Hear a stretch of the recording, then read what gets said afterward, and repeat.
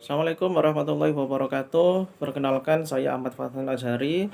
Pada kesempatan kali ini akan mereview materi pada pertemuan ke-9 sesi ketiga pada Sekolah Paralegal yang diselenggarakan pada tanggal 6 Juli 2024 oleh Bapak Sugni Tumi Pengata. Pada seksi ketiga ini pembahasan ditekankan kepada paralegal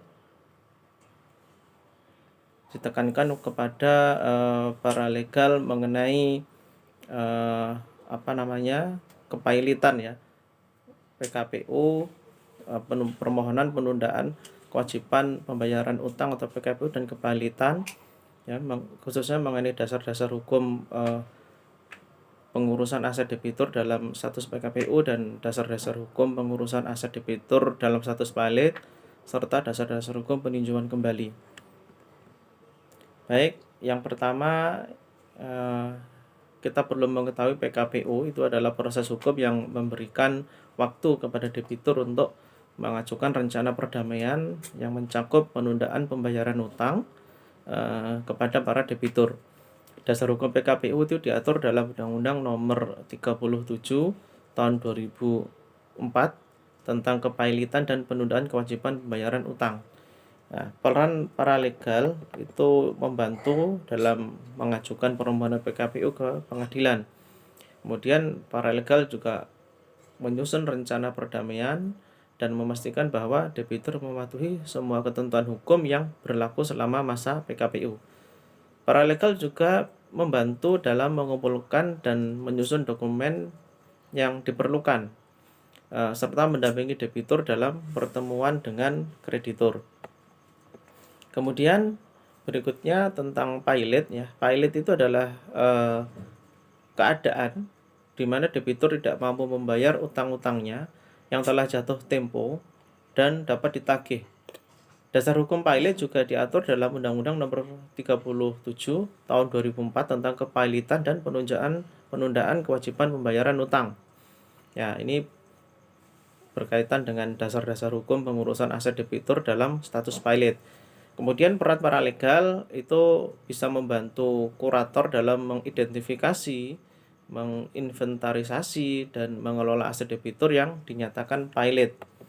Mereka membantu dalam proses administrasi seperti penyusunan laporan harta pailit, pendataan kreditur, ya, serta pendampingan dalam proses likuidasi aset. Paralegal ini juga berperan dalam memastikan bahwa semua prosedur hukum diikuti dengan benar selama proses kepailitan.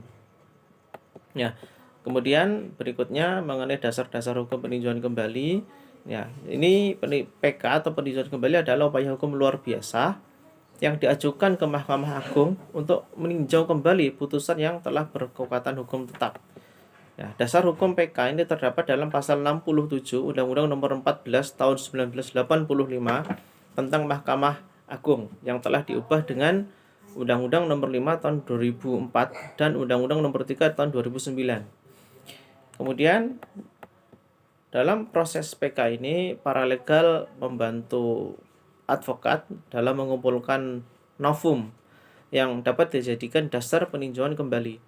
Paralegal juga punya peran atau fungsi dalam menyusun memori peninjauan kembali, menyiapkan dokumentasi pendukung yang diperlukan, dan mendampingi advokat dalam persidangan di Mahkamah Agung.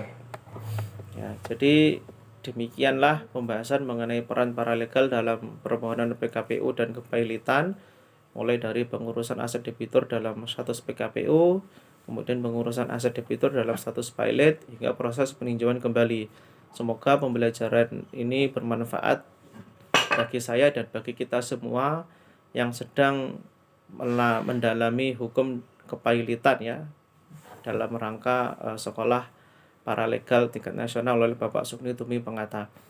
Saya ucapkan terima kasih kepada jajaran panitia dan kepada Bapak Sugni Tumi Pengata atas materinya.